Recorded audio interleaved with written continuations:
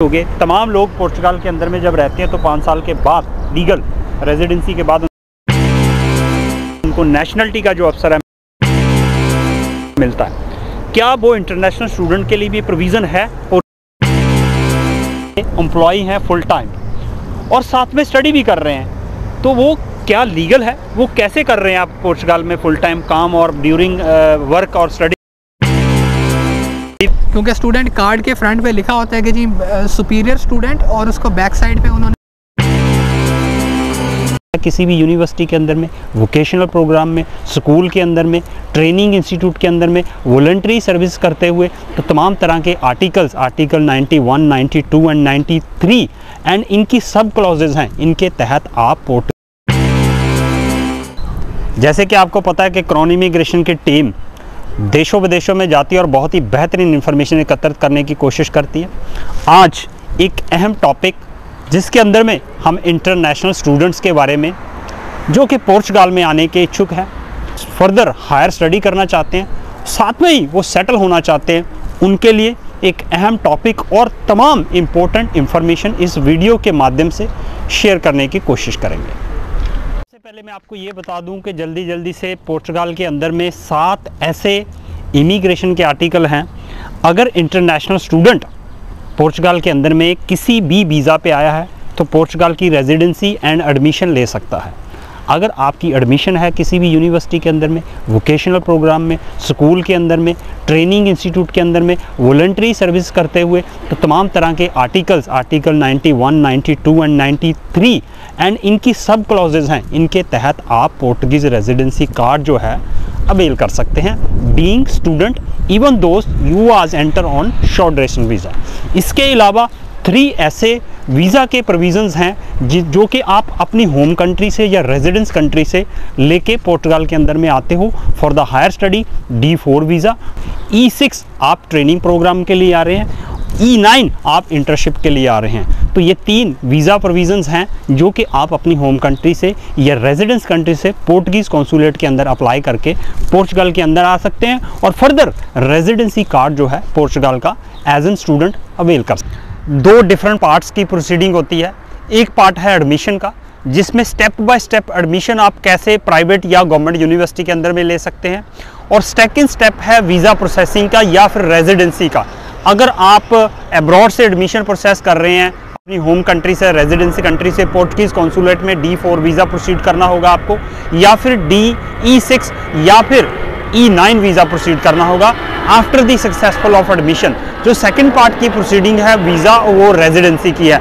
आज हम एक यूनिवर्सिटी के बीच में हैं और हम इंफॉर्मेशन से पहले हम उस स्टूडेंट के पास लेके चलते हैं आपको जो कि लाइव स्टडी भी कर रहे हैं और साथ में क्राउन पुर्तगाल को अपनी सेवाएं भी दे रहे हैं। यानी कि क्राउन पुर्तगाल के अंदर में भी एक पार्ट ऑफ टीम है, तो मार्केटिंग हेड हैं इंटरनेशनल स्टूडेंट के, तो उस स्टूडेंट के पास चलते हैं। उस स्टूडेंट से बखूबी हम जानने की कोशिश करते हैं कि उन्होंने अपनी एडमिशन कैसे इन्हांस की और साथ में ही उन्होंने अपना पोर्टुगीज़ रेजिडेंसी कार्ड यहाँ आने के बाद, एडमिशन लेने के बाद हायर एजुकेशन में अवेल किया है रिसेंटली। तो वो स्टूडेंट हमारे साथ में है, उनसे मिलते हैं।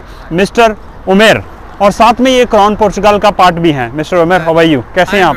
Thank you. आज आपको पकड़ लिया और आज आपने पूरा डिटेल्ड में बताना है कि आपने एडमिशन जो है, क्योंकि आप क्राउन पुर्तगाल में भी अपनी सेवाएं प्रदान कर रहे हैं, जिसमें आप स्टूडेंट डिपार्टमेंट को लीड कर रहे हैं। स्टूडेंट की एडमिशन की प्रोसीडिंग कैसे होती है वो आपने खुद अपनी एडमिशन प्रोसेस की है और अपना रेजिडेंसी कार्ड भी प्रोसेस किया जो कि आपने अवेल किया है। आज आप हमारे जो आने वाले इंटरनेशनल स्टूडेंट्स हैं, इस वीडियो के माध्यम से आप उनको ये बताएं कि वो एडमिशन कैसे प्रोसेस कर सकते हैं और जो वीज़ा है या रेजिडेंसी है वो कैसे प्रोसेस कर सकते हैं, किन किन तमाम पड़ावों से उनको गुजरना पड़ेगा, किन सिस्टम से उनको गुजरना पड़ेगा। आप इस वीडियो के माध्यम से आने वाले अपकमिंग स्टूडेंट्स को 88 में मैंने अपने डॉक्यूमेंट सबमिट करवाए और उसके बाद with the passage of time जब मुझे समझ आई कि जी सिर्फ 88, 89 के अलावा भी चीज़ें एग्जिस्ट करती हैं, तकरीबन जितनी भी ज़्यादा प्रोविज़न्स हैं उसमें एक प्रोविज़न ये भी थी कि मैं पढ़ाई के साथ साथ भी काम कंटिन्यू कर सकता हूँ।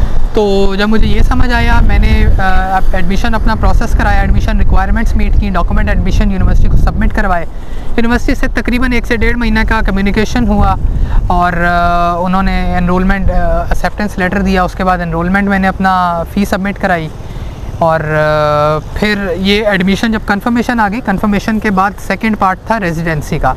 फिर जो यहाँ का एक गवर्नमेंट बॉडी है जिसे सेफ कहते हैं, सेफ से अपॉइंटमेंट बुक की। अपॉइंटमेंट बुक करने के बाद अपने सारे डॉक्यूमेंट सबमिट कराया, फ़ी पे किया। उन्होंने फिर अंडर एनालिसिस के बाद जो उनका एक टाइम होता है, टाइम फ्रेम के बाद उन्होंने कार्ड मेरे पोस्टल एड्रेस पे। अच्छा, पोर्चुगल की सबसे अच्छी बात ये है कि इस टाइम अब स्टूडेंट रेजिडेंसी यानी 91 आर्टिकल पे आपको फुल वर्किंग राइट्स यानी 40 वर्किंग आवर्स अलाउ हैं स्टूडेंट को काम करने के लिए। क्योंकि स्टूडेंट कार्ड के फ्रंट पे लिखा होता है कि जी सुपीरियर स्टूडेंट, और उसको बैक साइड पे उन्होंने पोर्चुगीज़ में लिखा होता है कि permission to work full time, काम करने की पूरी। अच्छा, थोड़ा सा ये बता दीजिए, जो स्टूडेंट बाहर हैं और मतलब कंट्री के अंदर में नहीं है, उनके लिए क्या प्रोविज़न है? एडमिशन्स का प्रोविज़न कुछ हो सकता है क्या? वो कैसे आएंगे फिर यहाँ पे? एडमिशन के लिए एडमिशन लेनी पड़ेगी? कब एडमिशन होती हैं? एडमिशन के लिए हर यूनिवर्सिटी के अपने साइकिल हैं। किसी में 3 दफ़ा एडमिशन ओपन होता है, किसी में ऑल सीज़न रहता है, किसी में 2 दफ़ा होता है, किसी में 1 दफ़ा होता है। तो प्राइवेट यूनिवर्सिटीज़ के लिए बेहतर है कि उन्होंने जो साइकिल डिफ़ाइन किए हुए हैं, जिस तरह मैं इश्ते यूनिवर्सिटी की बात करूँ, इनके टोटल 6 साइकिल हैं, 1.5 महीने के गैप से उन्होंने वो रखे हुए हैं। तो पहले 3 साइकिल में वो अपने इंटरनेशनल स्टूडेंट्स को कैटर करते हैं जो आउट ऑफ कंट्री हैं। उसके बाद आखिरी साइकिल तक वो यूरोपियन यूनियन के अंदर मौजूद विदाउट रेजिडेंस स्टेटस पोर्चुगल के अंदर मौजूद है या यूरोपियन यूनियन के अंदर है, जिसे वीज़ा कॉम्प्लिकेशंस नहीं फेस करनी, वो आखिरी दिन तक एंटरटेन करते हैं, उनको भी कंसिडरेशन करते हैं। बिल्कुल। अच्छा, फ़ीस स्ट्रक्चर के बारे में बताइए, जो ट्यूशन फीसेज हैं वो क्या है यूनिवर्सिटी की? आप कितना फ़ीस पे कर रहे हैं, और आपसे सारे का सारे साल का फ़ीस उन्होंने एडवांस में ले लिया या फिर इंस्टॉलमेंट बनाया या फिर वो सेमेस्टर वाइज फ़ीस चार्ज करते हैं? यूनिवर्सिटी जो आपकी स्पेसिफिक यूनिवर्सिटी है वो फ़ीस कैसे ले रही है? यहाँ पे ईयरली फ़ीस का हिसाब होता है, तकरीबन 3000 यूरो एनअली से फ़ीस स्टार्ट होती है, तकरीबन 7-8 हज़ार तक जाती है।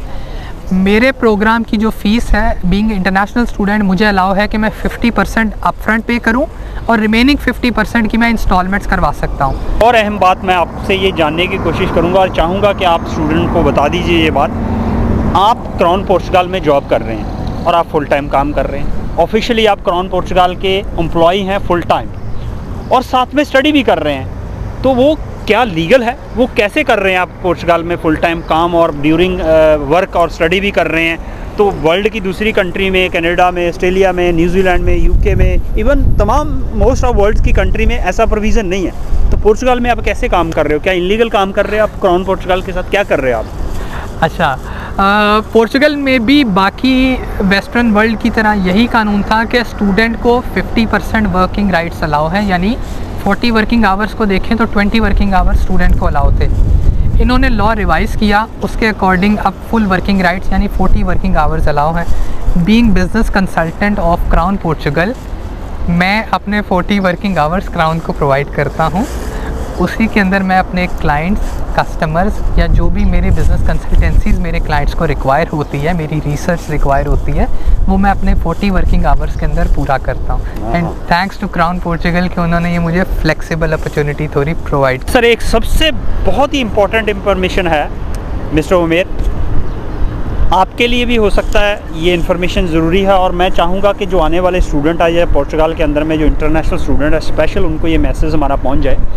वो ये है कि जब आप स्टडी कर रहे हो, स्टडी करने के बाद में आप वर्क पे चले जाते हो, वर्क के बाद आपको 5 साल हो गए कंट्री में, आपने डिग्री भी पूरी कर ली, काम भी कर रहे हो, 5 साल आपको रहते हुए भी हो गए। तमाम लोग पोर्चुगल के अंदर में जब रहते हैं तो 5 साल के बाद लीगल रेजिडेंसी के बाद उनको नेशनलिटी का जो अवसर है मिलता है। क्या वो इंटरनेशनल स्टूडेंट के लिए भी प्रोविज़न है पोर्चुगल में कि वो स्टडी कर रहे हैं उसके बाद उनको नेशनलिटी मिल जाए आफ्टर 5 ईयर? उनका जो टाइम है कब से काउंट किया जाता है, वर्क से, आफ्टर कंप्लीशन ऑफ स्टडी, या फिर डे 1 से, जिस दिन उन्होंने स्टडी ज्वाइन कर ली और रेजिडेंसी कार्ड आ गया तब से?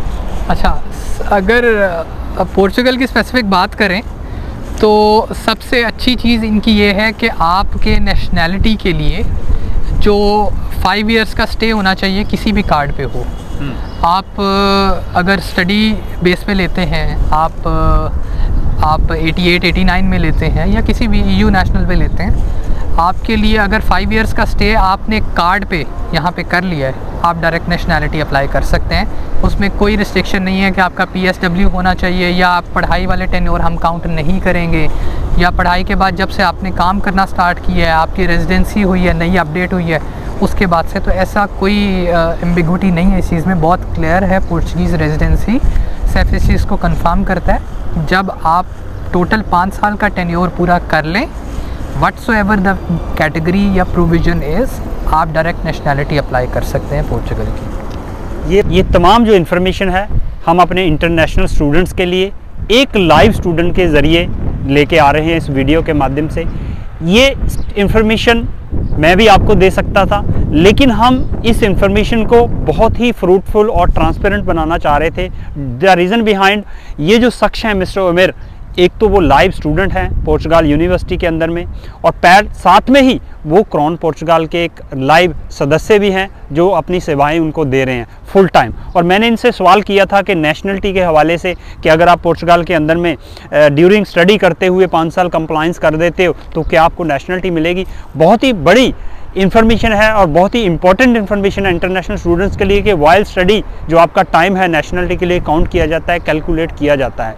और दूसरा जो लॉ अमेंडेड किया इन्होंने 2022 के अंदर में, इससे पहले पार्ट टाइम वर्क परमिटेड होता था पोर्चुगल में इंटरनेशनल स्टूडेंट को, लेकिन 2022 के बाद जितने भी स्टूडेंट एडमिट हो रहे हैं इंटरनेशनल स्टडीज़ यूनिवर्सिटीज़ के अंदर में बीइंग इंटरनेशनल स्टूडेंट, वो तमाम student full time work right रखते हैं, फुल टाइम काम के राइट रखते हैं। इवन यूरोप की सबसे पहली ये कंट्री है जिसमें फुल टाइम काम का प्रोविज़न है स्टूडेंट्स को। तो this is a best opportunity. तो इस द रीज़न बिहाइंड मिस्टर उमेर जो हैं क्राउन को अपनी फुल टाइम सेवाएं प्रदान कर रहे हैं, इंटरनेशनल स्टूडेंट डिपार्टमेंट को लीड कर रहे हैं, और ये हमारे साथ में भी काफ़ी क्लोजली वर्क कर रहे हैं। स्टूडेंट सेक्टर पे डीप रिसर्च करते हैं, स्पेशली बैचलर, ग्रेजुएट और मास्टर वाले स्टूडेंट्स के लिए या पीएचडी करने आना चाह रहे हैं उनके लिए डीपली मिस्टर उमेर लगातार रिसर्च करते हैं, यूनिवर्सिटियों में विज़िट करते हैं, कोऑर्डिनेट करते हैं इंटरनेशनल एडमिशन ऑफिसर्स के साथ में, और एडमिशन का अरेंजमेंट करते हैं। और इन्होंने हमारे साथ में क्लोजली वर्क किया और इस वीडियो में भी पार्टिसिपेट किया और काफ़ी टेक्निकल और इम्पॉर्टेंट इन्फॉर्मेशन शेयर करने की कोशिश की है,